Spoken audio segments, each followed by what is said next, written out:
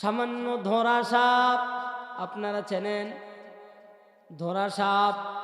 হঠাৎ যদি একটা মোটা সোটা ধরা সাপ দেখেন ভয় পাবেন না? ওরে মুসলমান, নবী আমার বলেন কবরের ভিতরে একটা নয়, দুইটা নয়, ৭০টা সাপ, মতান্তরে ৯৯টা সাপ। ওই জাহান্নামের সাপগুলি কেমন হবে, তার বিষ কেমন? দুনিয়ার লাইনের যদি ওই যে জান্নাতি হুর যদি দুনিয়াতে একটু থুতু সমুদ্রের মধ্যে ফালায়া দেয়, সমুদ্রের সকল পানি মিঠা হয়ে যাবে। পক্ষান্তরে ওই দুনিয়ার লাইনের সাপ আর পরকালের সাপের একটু বিষ যদি সাগরের পানির মধ্যে দেওয়া হয়, সাগরের সমস্ত পানি বিষাক্ত হয়ে যাবে। ওই পানি যে খাবে সেই তো বিষে আক্রান্ত হয়ে যাবে। তাহলে দুনিয়ার লাইন ওই জান্নাত আর জাহান্নামের উপকরণ। ওরে মুসলমান, আল্লাহ জানাইলেন ওয়ালাকাদ যারানা লিজাহান্নামা কাসীরাম মিনাল জিন্নি ওয়াল ইনসি লাহুম কুলুবুল লা ইয়াফকাহুনা বিহা। আল্লাহ আয়াতের প্রথমে বললেন বহু জিন আর ইনসানকে জাহান্নামে দেওয়ার জন্য তৈরি করলাম। আল্লাহ পরের অংশ বললেন তিনটা জিনিসের কথা বললেন, এই তিনটা জিনিস যারা ব্যবহার করবে না, লাহুম কুলুবুল লা ইয়াফকাহুনা বিহা। আমাদের সকলের কলব আছে না নাই? কলব কোথায়, এটা নিয়ে সমালোচনা।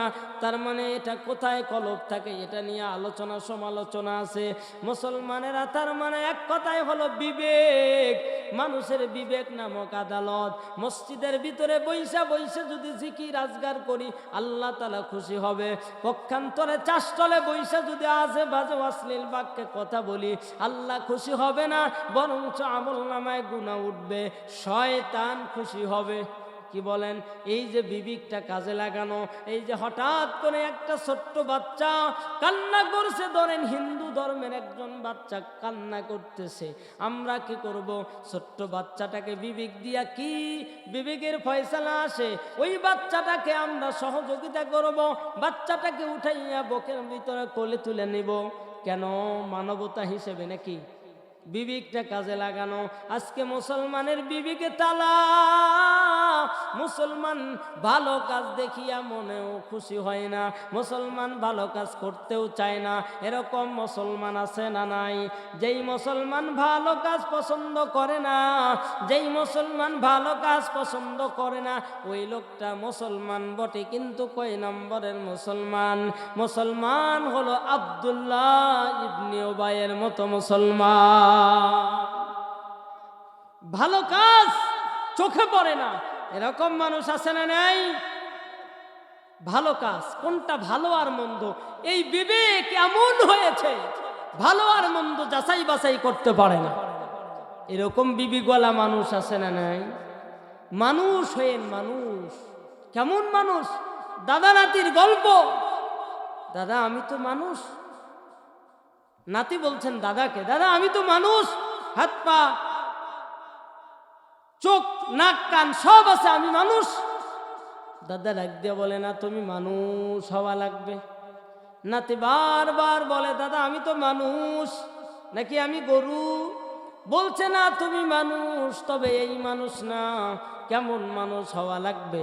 ওই যে কবি বলেন এমন জীবন করিও গঠন, মরিয়া হাসিবে তুমি কাঁদিবে ভুবন। এর জ্বলন্ত প্রমাণ বাংলার জমিনে ইনকিলাব নামক একটা দল গঠন করলো, শহীদ শরীফ ওসমান হাদি। তার জানাজার চিত্রর দিকে তাকাইয়া দেখেন কত মানুষ শরীফ ওসমান হাদির জন্য কান্না করেছে কি করে নাই? হায় রে মানুষ কান্না! এত বড় বিশাল জানাজার মাঠ, হাজার হাজার মানুষ তাকে বিদায় জানালো। তাই তো কবি বললেন এমন জীবন করিও গঠন, মরিয়া হাসিবে তুমি কাঁদিবে ভুবন। আজকে ওসমান হাদিকে নিয়ে কান্না হয়। ওসমান হাদির মতো সন্তান যদি বানাইতে পারেন রে মুসলমান, আপনি ধন্য। ওসমান হাদি কেমন মায়ের কেমন বাপের সন্তান। মা বাবা যদি ভালো হয় সন্তান ভালো হবে, মা বাবা যদি ভালো হয় সন্তান ভালো হয়, এটার দলিলের অভাব নাই রে মুসলমান। দুইজন সাহাবীর দিকে যদি তাকাই, হযরতে আবু বকর সিদ্দিক রাদিয়াল্লাহু তাআলা আনহু, তার মায়ের নাম হলো সালমা। আবু বকর সিদ্দিক রাদিয়াল্লাহু তাআলা আনহুর বাবার নাম হলো উসমান। সালমা আর উসমান, এই মা আর বাবা আর আবু বকর সিদ্দিক রাদিয়াল্লাহু তাআলা আনহু কেমন মানের সাহাবী। ইতিহাস আপনারা জানেন, জান্নাতের টিকিট আল্লাহ 10 জন সাহাবীকে দিয়েছেন, আশরায়ে মুবাশশারা। তার 1 নম্বর হলো হযরতে আবু বকর। আবু বকর সিদ্দিক রাদিয়াল্লাহু তাআলা আনহুর মা গোপনে ইসলাম ধর্ম গ্রহণ করেছিলেন। সুবহানাল্লাহ, কালকে বাড়ি গিয়া বলবেন। গোপনে ইসলাম ধর্ম আগেই গ্রহণ করেছে।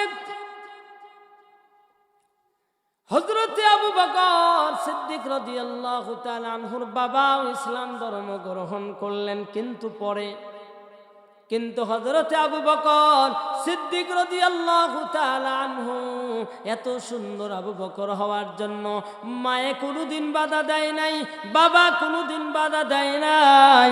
সেদিন বয়ানে গেলাম, এক মা এসে কান্না করে আর বলেন, হুজুর দয়া করে আমাকে এমন একটা উপদেশ দিবেন, আমার সন্তানকে তো আমি মানুষ বানাইতে পারছি না, আমার সন্তানকে মানুষ বানাইতে পারছি না, আমার সন্তানকে কেমনে মানুষ বানাবো? ওরে মুসলমান, সন্তানকে মানুষ বানানোর জন্য দুনিয়ার লাইনের কোনো মেডিসিন নাই। সন্তানকে মানুষ বানানোর জন্য রসুলের আদর্শ আর আল্লাহর বিধানের বয়ান শোনানো লাগবে।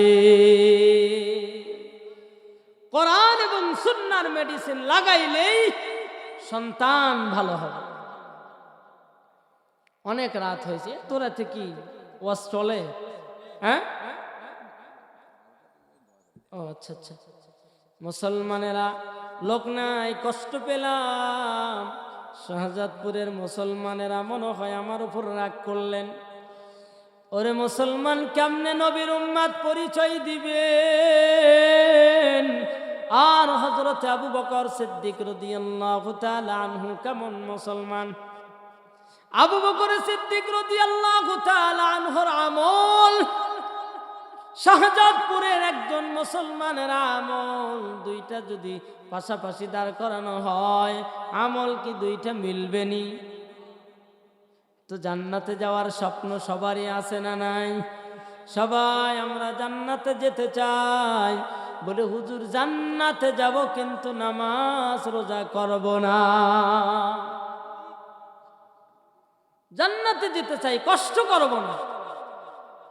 1 বছর পরে শীত কেন, মহাশীত থাকলেও মসজিদের উদ্যোগে মাহফিল জীবন্ত আর যাবে না।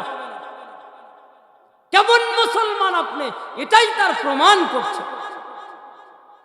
এখন যদি মরে যায়,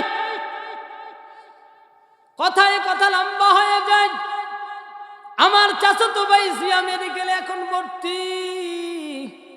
ওরে মুসলমান, আর এক চাচাতো ভাইকে ফোন দিয়া বললাম, কয় অবস্থা বেশি ভালো না। ওরে মুসলমান, এখন যদি আপনি আমি মরে যাই, শীতের একটা কাপড় দিবে না, দোকান থেকে 3টা বা 5টা টুকরা কাপড় দিয়া জড়ায়া মোড়ায়া মসজিদের পালকিতে চড়ায়া বিদায় দিবে। মায়ে কান্না করে, বাবাই কান্না করে, সন্তানে কান্না করে, পাড়া প্রতিবেশী কান্না করে। মুসলমান, পায়ে ধরে বললাম, আজকের আখিরি মোনাজাতে আপনি শরীক হয়ে যান। আপনার মা দুনিয়াতে নাই, আপনার বাবা দুনিয়াতে নাই, মায়ে কবরে গেছে, বাবায় কবরে গেছে, মা বাবা বাবার কথা কি আপনার মনে পড়ে না? মোনাজাতের মাধ্যম দিয়া আর মসজিদের উদ্যোগে মসজিদের উন্নয়ন কল্পে জালসা হচ্ছে।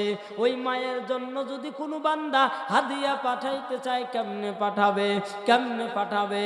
ওরে মুসলমান, আল্লাহ রাব্বুল আলামিন সিস্টেম শিখায়া দিয়া বলেন, ইন্নাল্লাহা আশতারা মিনাল মুমিনিনা আনফুসাহুম ওয়া আমওয়ালাহুম বিআন্না লাহুমুল জান্নাহ।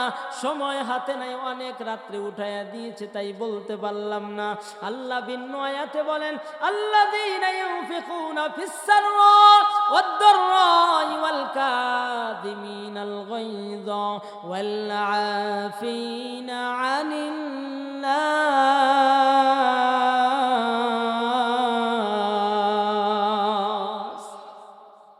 আল্লাহ মহাব্বত করে পরে শব্দ লাগায়া বলছেন, আল্লাহু ইউহিব্বুল মুহসিনিন।